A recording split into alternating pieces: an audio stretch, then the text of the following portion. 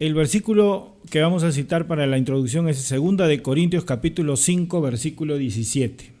Es un versículo muy conocido, pero no es un versículo del todo comprendido. Vamos a ver, 2 de Corintios capítulo 5, versículo 17. La palabra de Dios dice así: de modo que si alguno está en Cristo, nueva criatura es. Las cosas viejas pasaron, he aquí todas son hechas nuevas. Bueno, mire, estoy seguro, les digo seguro porque así es como el Señor me hace sentir.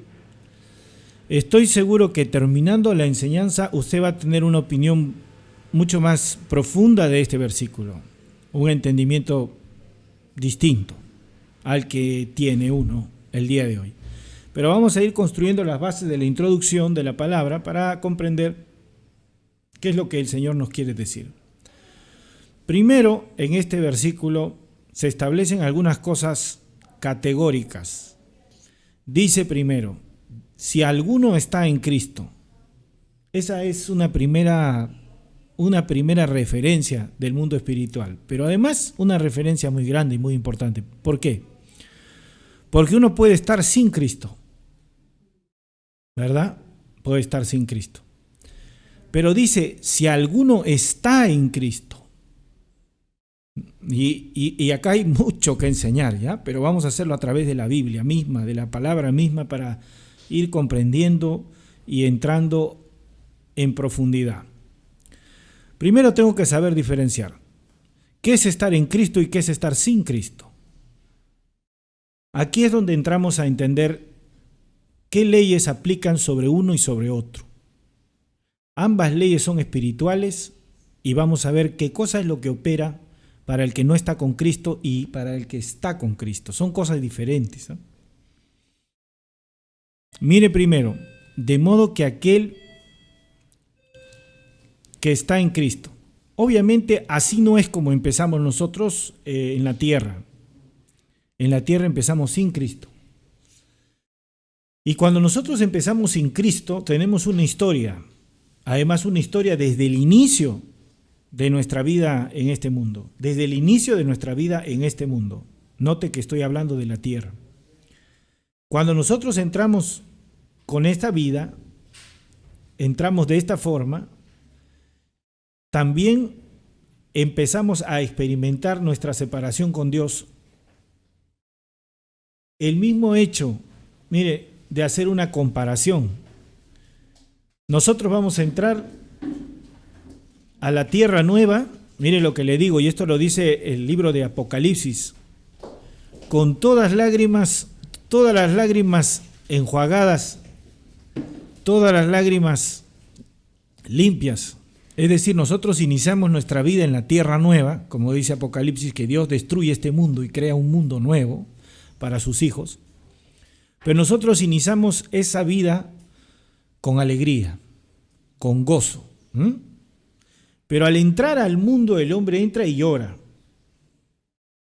sea que ve que hay una diferencia tremenda. Son diferentes formas de entrar. Todos nosotros hemos entrado al mundo y no ha habido un hombre que no llore. Todos entran y el que no llora le dan una cachetada y llora. Porque es así, ¿no? Le palmean al bebito y el bebito echa un grito. Y así entra con llanto, entra el hombre al mundo. Ahora, si usted se concentra solamente en lo físico, usted va a decir, es que es un bebé. ¿No? Pero si usted se concentra en lo espiritual, se va a dar cuenta que no es que está entrando un bebé al mundo, porque en el mundo espiritual no hay bebés. Es que se está manifestando un alma, se está manifestando la separación del hombre de Dios. Al entrar a este mundo, el cuerpo tiene un proceso. El cuerpo también tiene su enseñanza. Porque el cuerpo, en su primer inicio, es inocente. ¿No es así? El alma misma, cuando ingresa aquí a la tierra, no es que ha practicado el pecado. Todavía no ha hecho nada de eso. Puede venir en la carne del pecado, pero no es que ha sido activo practicante del pecado, es un chiquitín. Cuando va creciendo, al comienzo no tiene vergüenza y puede correr calato por la casa, pero eso no puede hacer un adulto. Un adulto se avergüenza, ¿verdad? La mamá lo tiene que llamar y decir, ¡ay, ponte tu ropita! Ay, si no le importa, está corriendo, sea niño o sea niña. Adán tuvo que haber observado eso de sus hijos. Adán nunca fue niño, por ejemplo. Y como Adán nunca fue niño, fue curioso verse a sí mismo como un niñito. Porque Adán miraba a un hombrecito chiquito, que en este caso era su hijo, y lo miraba y estaba desnudo y no tenía vergüenza, y lo cargaba y no tenía vergüenza, y él meditaba sobre su relación con Dios antes del pecado. Y ahora está cubierto de pieles de animales que han sido sacrificados por el pecado de su vida. O sea, su pecado ha traído muerte. ¿Y cómo es que poco a poco tiene que observar a sus hijos crecer y tener la misma vergüenza y entonces entender que el hombre definitivamente está separado de Dios? ¿Sabe que ese es un evento bien interesante? Es una cosa cumbre en la psicología del pensamiento de Adán acá después del Edén. Es bien importante considerar eso, porque para él eso es nuevo. Quiero que también entiendan, Cristo es Dios, y cuando Cristo viene a la tierra, Él no viene como adulto, sino viene como hombre. ¿No es verdad? Y Él viniendo como hombre es así llamado hijo de hombre. Pero lo que está dentro de ese hombre, de ese cuerpito, no es un bebito, pues es el creador del universo. Es el creador de todas las cosas. Pero uno ve un bebito, pues. ¿Se da cuenta? Él también se ha sujetado a esa condición de hombre para pasar por todo lo que nosotros hemos pasado. Dice la Escritura, en todo fue tentado, mas se mantuvo sin pecado. Obviamente el Espíritu, Él nace con el Espíritu y eso es diferente. Y nosotros nacemos en el Espíritu, pero después de haber nacido en la carne. Entonces ahí hay otro descubrimiento, otra cosa. En cambio, Él viene con ese pensamiento conectado a Cristo, a Dios, a través de su misma naturaleza, que es Cristo, desde bebé. Entonces su conciencia es completamente diferente a la del hombre. Y ahí es donde yo quiero llegar, pero poco a poco, porque esto tiene un paso a paso. Entonces mire lo que pasa. Eso es necesario que comprendamos nosotros, que entendamos que existe una manifestación física y una manifestación espiritual. Hay que entender eso. Y no hay que juzgar las cosas físicamente, porque si yo juzgo físicamente, no entiendo lo que juzgo. Y con juzgar no quiero decir acusar, quiero decir entender justamente, tener un correcto juicio, ¿no? Tener un correcto pensamiento. El pensamiento correcto no viene de lo físico. El pensamiento de lo físico es incorrecto. Yo tengo que ser categórico porque la palabra lo hace así. Y van a ver que lo dice la palabra. Entonces, cuando yo observo espiritualmente, encuentro que la verdad de Dios no se parece a la verdad del hombre. Así es como es. No hay parecido. No hay parecido. Ahora vamos a ver un poco más. Mire, de modo que si alguno está en Cristo, está. Y acá viene la segunda parte, ¿ya? Cuando un hombre que viene sin Cristo está con Cristo, porque obviamente ese hombre que entró al mundo separado de Dios no tiene conciencia de Cristo. Entonces, ¿cuándo puede decirse que alguno está en Cristo? ¿Cuándo se puede decir eso? La Biblia responde que nosotros estamos en Cristo únicamente cuando le recibimos. ¿Pero qué es lo que recibimos? Una enseñanza, por ahí se comienza. ¿Pero qué recibimos? Recibimos la naturaleza misma de Dios, su Espíritu, el Espíritu Santo de Dios, el Espíritu de Cristo. Ahora, esto, tome nota, es una cosa, un evento impresionante que es necesario que captemos en su completa magnitud, ¿eh? Es necesario. Es más, yo les diría una cosa, que si una persona no ha entendido esto, va a ser engañado por el enemigo.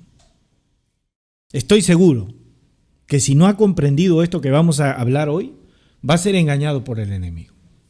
Va a ser engañado. Ahora, de modo que si alguno está en Cristo, nueva criatura es. Este es un término absolutamente espiritual, pero que gobierna todo el mundo físico. ¿Ya? Pero es necesario entender. Y vamos a explicar. Nueva criatura es. Una persona, dos personas están siendo filmadas. Hay una cámara ahí. Dos personas están conversando. Termina la conversación, se abrazan, oran, cada uno se va a su casa. Entonces viene un investigador y le dice: quiero que usted me señale a la nueva criatura. Y dice: no la he visto. ¿En qué momento ha entrado? Retrocede la cinta, revisa y dice: no veo. No identifico a la nueva criatura. Yo veo las mismas dos personas que estaban ahí. Esas son las que están sentadas ahí, son las que se retiran. No puedo identificar a la nueva criatura en los videos. Entonces nosotros le despedimos: gracias, señor investigador. Pero ¿qué es lo que pasa? Ha pasado algo ahí. Algo de dimensiones eternas. Algo de dimensiones eternas. Imperceptible para el ojo humano. Imperceptible además para el entendimiento humano. No se puede entender eso sin el Espíritu. ¿Qué ha pasado? Que el Evangelio ha sido dado y hay una persona con un corazón contrito, con un corazón arrepentido, que ha clamado a Dios y Dios ha puesto su Espíritu. Y cuando Dios ha puesto su Espíritu en ese hombre, entiéndalo bien, no lo ha hecho orando nuestro mismo Dios, orando y diciendo: ojalá que no se porte mal el hermano Juanito. No, Él ha visto todo hasta la eternidad. Y si ha puesto su Espíritu ahí, no lo va a mover.